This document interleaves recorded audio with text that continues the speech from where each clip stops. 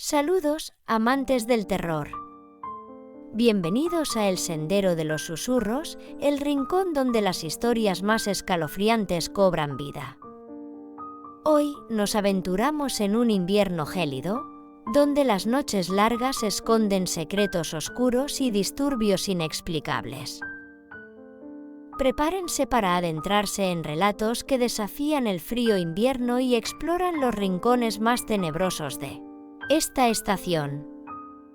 Así que apaguen las luces, abríguense bien y acompáñenme en este viaje lleno de escalofríos. Sin más preámbulos, comencemos con las historias de terror invernales. No recuerdo exactamente cuántos años tenía en ese momento, tal vez 16. Tenía un tipo realmente loco que vivía en mi calle, todos lo llamaban Loco Jim y realmente era tan loco como puedas imaginar, pero hablaré más sobre él en un momento. Tenía un amigo que era un poco salvaje, llamémoslo Michael, era medio aventurero y hacía algunas cosas locas. Pasamos por una fase de unos 2 o 3 meses donde salíamos mucho y, honestamente, fue muy divertido. Una de las cosas que hacíamos era explorar el bosque cercano. Había mucha vida silvestre y cualquiera podía ir y explorar tanto como quisiera. Vivíamos en una montaña y subíamos la montaña, y cuando teníamos suficiente para el día, bajábamos. Normalmente tomábamos los caminos regulares de regreso porque era un poco más fácil llegar a casa de esa manera. Mi amigo vivía unas cuantas calles más arriba, así que iba a pie hasta su casa y luego volvía a casa solo. Recuerdo este día en particular, habíamos estado caminando por el arroyo, ten en cuenta que estaba helado en ese momento y había nieve en el suelo. En un momento tuvimos la brillante idea de caminar sobre el hielo. Como puedes imaginar, nos caímos al agua. No era muy profundo ni nada, ni siquiera lo suficiente como para mojarnos más allá del pecho, pero estábamos chorreando agua y eran alrededor de las 5 y hacía mucho frío. Siendo los chicos locos que éramos, no nos detuvo, simplemente seguimos caminando incluso después de habernos empapado. No sé si teníamos una tolerancia muy alta al frío o era adrenalina, pero estábamos bien. Continuamos durante un par de horas ese día, pero después de cierto punto finalmente lo convencí de que volviéramos a casa por el día. Estuvo de acuerdo y salimos y nos pusimos en el camino. Pero este es el punto en el que comencé a congelarme. Tenía demasiado frío y conocía mi cuerpo. Sabía que estaba en algún tipo de peligro, como acercarme a la hipotermia o algo así. Cuando llegamos a la casa de mi amigo, estaba más que dispuesto a dejarme entrar y calentarme durante unos minutos. Pero justo cuando estábamos llegando a su casa, mi mamá me llamó. Estaba realmente enojada conmigo porque no había respondido mi teléfono en una hora. Traté de explicarle la situación, pero simplemente me gritó una y otra vez que volviera a casa. Así que tuve que caminar el resto del camino a casa y eso fue todo. Aquí es donde entra Loco Jim porque vive en la calle de arriba y me ahorra unos 10 minutos de caminata si atravieso una parte de su propiedad para llegar a mi casa. Tenía una gran valla, pero su vecino también la tenía. Había un pequeño pasillo entre los dos lugares. Obviamente, estaba apurado por llegar a casa y calentarme, de hecho, estaba corriendo la mayor parte del tiempo.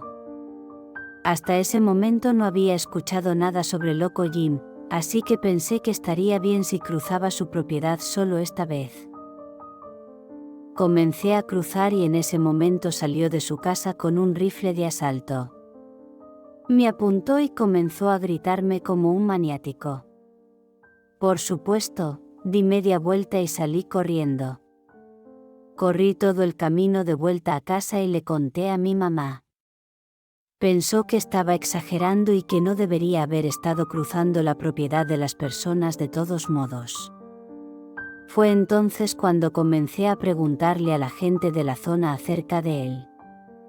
Escuché algunas historias sobre Loco Jim y algunas de las cosas que hacía.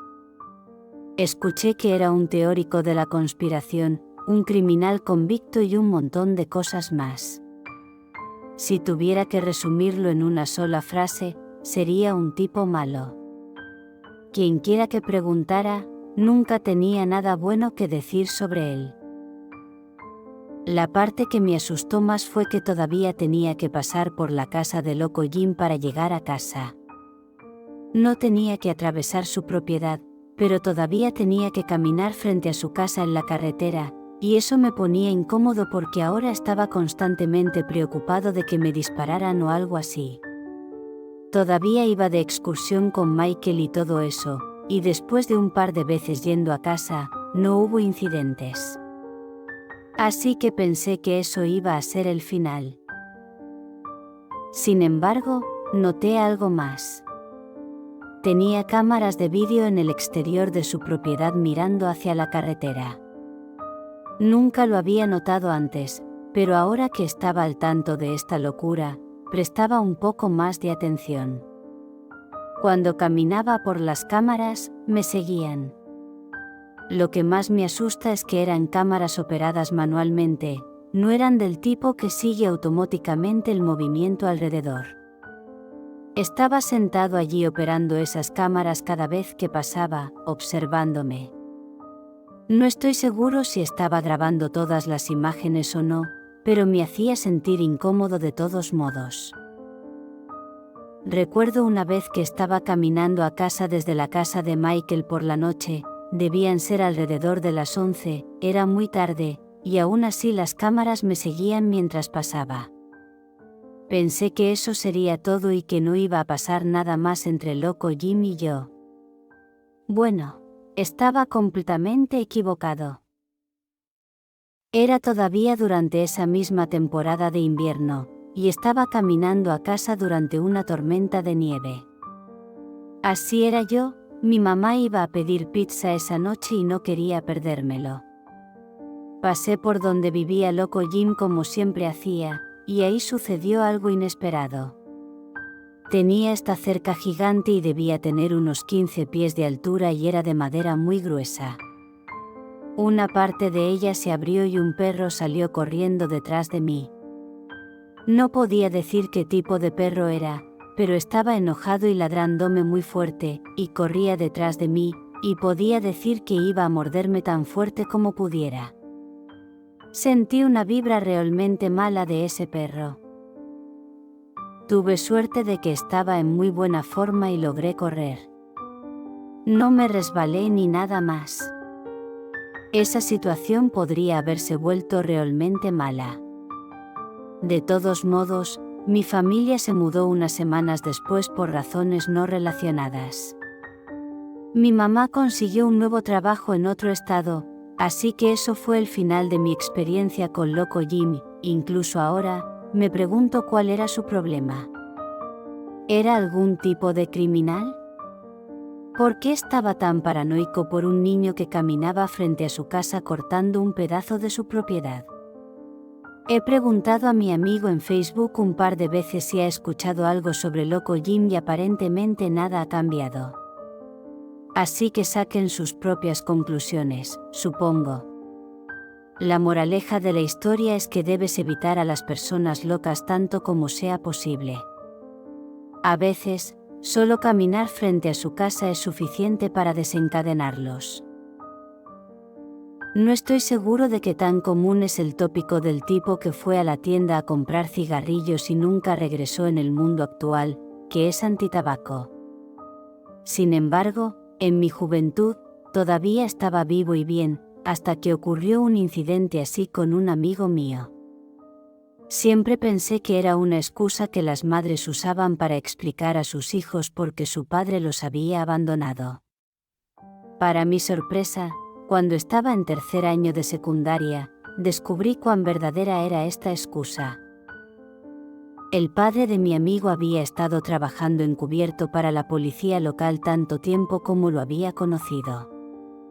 Aunque a menudo pasaba largos periodos sin ponerse en contacto con su familia, casi siempre sabían que estaba trabajando en un caso y regresaría cuando lo completara. Entonces, una mañana, simplemente desapareció. Era un día frío y tranquilo de invierno en el que la mayoría de la gente no sale, pero él insistió en que se le habían acabado los cigarrillos y volvería enseguida una vez que los consiguiera.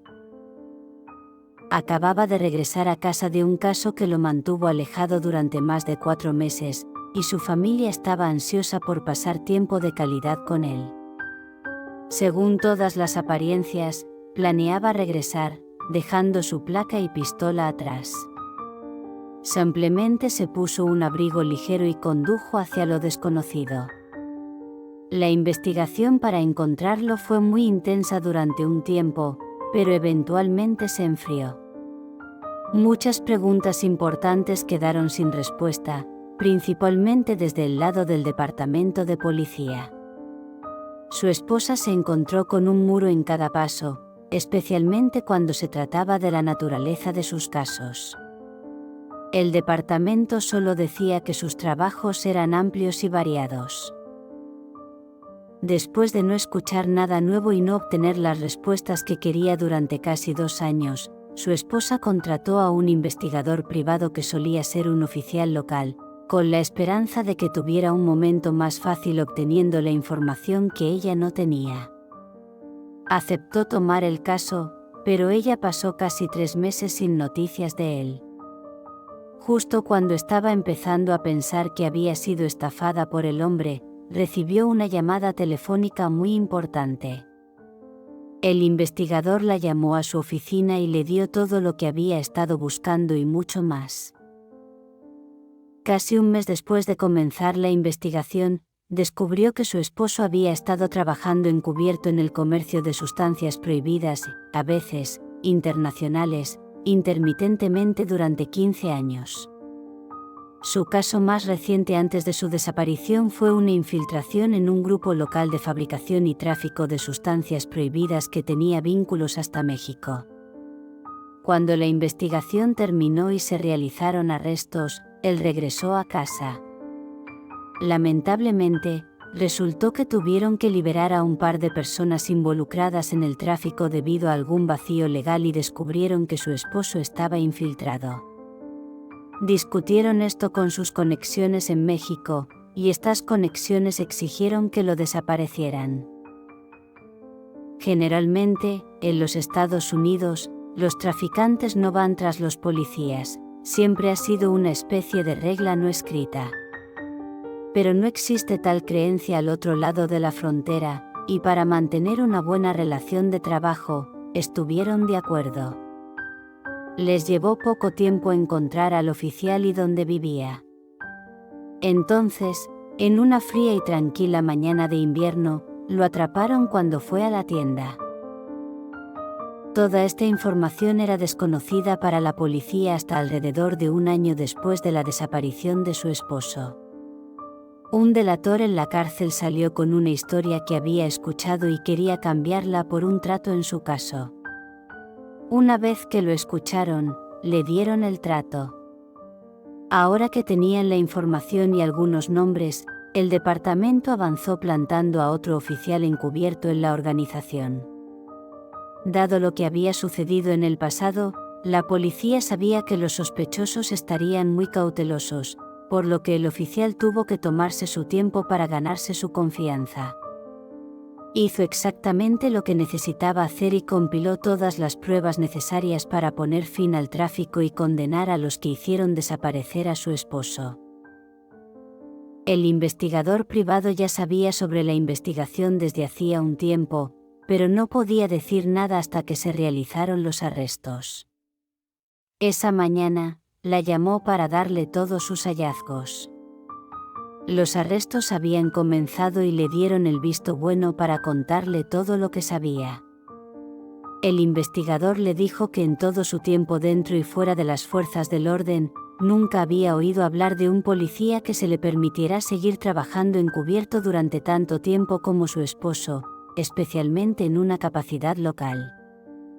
Algunos de los otros policías de narcóticos le dijeron fuera de registro que habían escuchado que su esposo había estado solicitando un traslado fuera de la unidad, pero el traslado seguía siendo bloqueado. Esta última pieza de información fue seguida rápidamente con un recordatorio de que el departamento de policía rara vez admite cuando está en falta en algo y que debería renunciar a la idea de que alguien conectado a él aceptaría cualquier culpa en su deceso. Siguió su consejo y le agradeció por todo su arduo trabajo. En las semanas siguientes, recuperaron los restos de su esposo y le dieron un funeral adecuado. Asistí al servicio y definitivamente tenía un aire de agridulce. Todos habían perdido la esperanza de que estuviera vivo hace mucho tiempo y estaban felices de tenerlo de vuelta y saber lo que había sucedido. Pronto me fui a la universidad y perdí el contacto con mi amigo, pero seguí el caso y me alegré al ver que los culpables fueron condenados. Tengo una historia realmente horrible de mi pasado que me hace sentir muy incómoda y esta es probablemente la única manera en que nunca podré contarle a nadie sobre esto. Tuve la típica gran familia feliz. Todos se amaban y todo fue realmente bueno, muchas tías, tíos, primos y especialmente personas de tu edad. Probablemente éramos unos 30 y todos pasábamos mucho tiempo juntos y éramos muy cercanos. Sin embargo, no todos en la familia eran buenos y aquí viene mi tío Ron. Él no había estado en la foto durante mucho tiempo porque estaba en prisión. No sabía por qué estaba en prisión en ese momento. Después de todo, yo era joven. Los niños no deberían saber ese tipo de cosas. Él siempre fue el desastre familiar. Se hizo todo lo posible para ayudarlo, pero por lo que escuché, él simplemente no quería ayudarse a sí mismo. La gente le daba un lugar donde quedarse y él consumía sustancias prohibidas en el sofá. La gente intentaba conseguirle un trabajo y él robaba cosas mientras trabajaba. Es el tipo de persona de la que estaba saliendo de prisión justo después de Navidad. Hacía mucho frío, vivimos en una zona muy fría y los inviernos son particularmente duros, así que hubiera sido un poco inhumano dejarlo valerse por sí mismo, todos sabían eso. Si alguien no le daba un lugar donde quedarse, probablemente terminaría de nuevo en el sistema o mal y nadie quería ver que siguiera en sus actos criminales, pero yo era una niña y realmente no entendía la situación. Solo tenía 13 años en ese momento, me miraba de forma espeluznante y yo ya era una jovencita. Él vino un día, cuando salió por primera vez, mi papá iba a limpiar un lugar para que él durmiera en nuestro cobertizo. Nuestra casa realmente no era tan grande, pero si limpiaba algunas herramientas y todo eso, definitivamente había una buena cantidad del espacio en el cobertizo para que él se quedara. No era el más ideal, pero tenía electricidad y un pequeño calentador. Era un lugar libre para quedarse, era difícil discutir con él, no era como si mi papá lo obligara a quedarse afuera todo el tiempo. Para dormir allí, creo que mi papá estaba tratando de protegernos a mí y a mi hermano de ver al tío Ron escondido en el sofá. Pasaron aproximadamente 2 semanas y parecía que estaba cambiando, estaba en busca de trabajo. Mi papá también parecía impresionado. Lo recuerdo diciendo que Ron parecía que estaba arreglando su vida. No pasó mucho tiempo antes de que tuviera un trabajo estable y algo de dinero para gastar. Una de las primeras cosas que hizo fue usar un teléfono celular y recuerdo que me pidió que lo ayudara a arreglarlo. Por supuesto, estaba más que dispuesta a ayudar, especialmente siendo amable. La tecnología es una de las únicas formas en que podría haber ayudado a alguien y estaba emocionada de hacerlo. Así que compró un teléfono plegable realmente barato y realmente no fue tan difícil de configurar. Me pregunté por qué necesitaba ayuda. Recuerdo que unos minutos después de que estábamos jugando con algunas de las características, él tomó una foto. Si yo pensaba que no estaba mirando, definitivamente noté que él tomó la foto. Era muy obvia toda la situación. Me hizo sentir muy incómoda, realmente no sabía cómo confrontarlo, aunque en ese momento me convencí de que había tomado la foto accidentalmente por error y la borró inmediatamente después. A pesar de tener un trabajo, todavía tenía mucho tiempo para pasar el rato y jugar. Recuerdo que él jugaba mucho específicamente conmigo y con mi hermano, pero esto es lo extraño que hizo: le compró a mi hermano una nueva consola de juegos que debe haber costado al menos $400. No me compró nada. Sin embargo, cada vez que quería jugar con nosotros, mi hermano terminaba jugando videojuegos. Nos quedamos solos mi tío y yo, y fue entonces cuando empezamos a jugar. Fingiríamos luchar, o estoy segura de que sabes a qué me refiero cuando eres un niño y luchas contra un adulto y ellos te dan una oportunidad a pesar de que sabes que son mucho más fuertes que tú. De todos modos, comenzamos a hacer eso, y fue un día en particular que estábamos jugando a la lucha libre y mi papá entró. Llegó temprano a casa del trabajo y en el momento en que entró comenzó a gritarle a Ron. Me dijo que fuera a mi habitación y escuché más gritos. No vi a Ron el resto del día y al día siguiente mi papá me dijo esto: el tío Ron tiene que irse de viaje de negocios. No he visto al tío Ron ni he oído nada sobre él desde ese incidente, pero mi padre me dio información importante. Supongo que la razón por la que había estado en la cárcel originalmente era por intentar algo con una niña menor.